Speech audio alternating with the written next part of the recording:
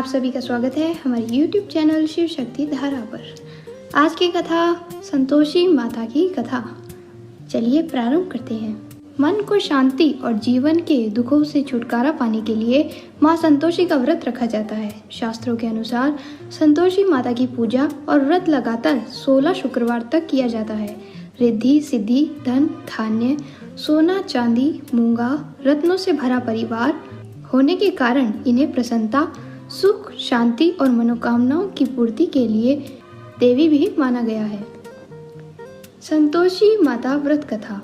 एक बुढ़िया थी, उसके एक ही पुत्र था।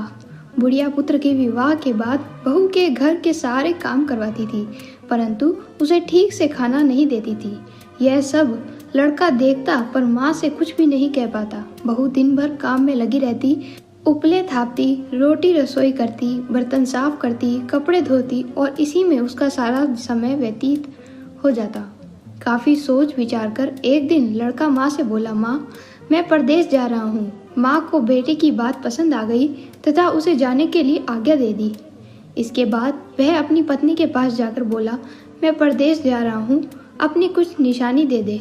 बहू बोली, मेरे पास तो निशानी देने योग्य कुछ भी नहीं है। यह कहकर वह पति के चरणों में गिरकर रोने लगी। इससे पति के जूतों पर गोबर से सने हाथों से छाप बन गई। पुत्र के जाने के बाद सास के अत्याचार बढ़ते गए। एक दिन बहू दुखी हो मंदिर चली गई। वहां उसने देखा कि बहुत सी स्त्रियां पूजा कर रही थी। उसने स्त्रियों से व्रत के बारे में जानकारी ली तो वे बोली कि हम संतोषी माता का व्रत कर रही हैं। इससे सभी प्रकार के कष्टों का नाश होता है। स्त्रियों ने बताया, शुक्रवार को नहा धोकर एक लोटे में शुद्ध जल ले गुड़ चने का प्रसाद लेना तथा सच्चे मन से माँ का पूजन करना चाहिए। खटाई भूल कर भी मत खाना और न ही किसी को देना। एक वक्त का भोजन करना। व्रत विधान सुनकर अब वह प्रति शुक्रवार को संयम से व्रत करने लगी। माँ की कृपा से कुछ दिनों के बाद पति का पत्र आया। कुछ दिनों बाद पैसा भी आ गया। उसने प्रसन्न मन से फिर व्रत किया तथा मंदिर में जा अन्य स्त्रियों से बोली, संतोषी माता की कृपा से हमें पति का पत्र तथा रुपया आया है।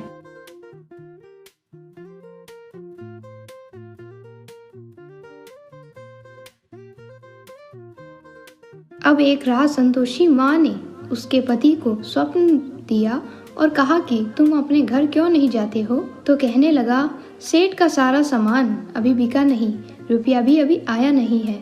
उसने सेठ को स्वप्न की सारी बात कही तथा घर जाने की इजाजत मांगी, पर सेठ ने इनकार कर दिया। माँ की कृपा से कई व्यापारी आए, सोना चांदी तथा अन्य सामान खरीद कर ले गए। कर्जदार भी रुपया लौटा गए। अब तो साहूकार ने उसे घर जाने की इजाजत दे दी। घर आकर पुत्र ने अपनी माँ व पत्नी को बहुत सा रुपया दिए। पत्नी ने कहा कि मुझे संतोषी माता के व्रत का उद्यापन करना है। उसने सभी को न्योता दे उद्यापन की तैयारी की। पड़ोस की एक स्त्री उसे सुखी देख ईर्ष्या करने लगी। उसने अपने बच्चों को सिखा दिया कि तुम भोजन के समय खटाई जरूर मांगना। उद्यापन के समय खाना खाते खाते बच्चे खटाई के लिए मचल उठे तो बहू ने बहुत सा पैसा देकर उन्हें बहलाया, परंतु दुकान से उन पैसों की इमली खटाई खरीदकर खाने लगे तो बहू पर माता ने कोप किया। राजा के दूत उसके पति को पकड़कर ले गए तो किसी ने बताया कि उद्यापन में बच्चों ने पैसों से इमली खटाई खाई है। तो बहू ने पुनः व्रत के उद्यापन का संकल्प लिया। संकल्प के बाद वह मंदिर से निकली तो राह में उसका पति आता दिखाई दिया। पति बोला, इतना धन जो कमाया है उसका टैक्स राजा ने मांगा था। अगले दिन शुक्रवार को उसने फिर विधिवत व्रत का उद्यापन किया। इससे संतोषी माँ प्रसन्न हुई। 9 माह बाद चांद सा सुंदर पुत्र हुआ।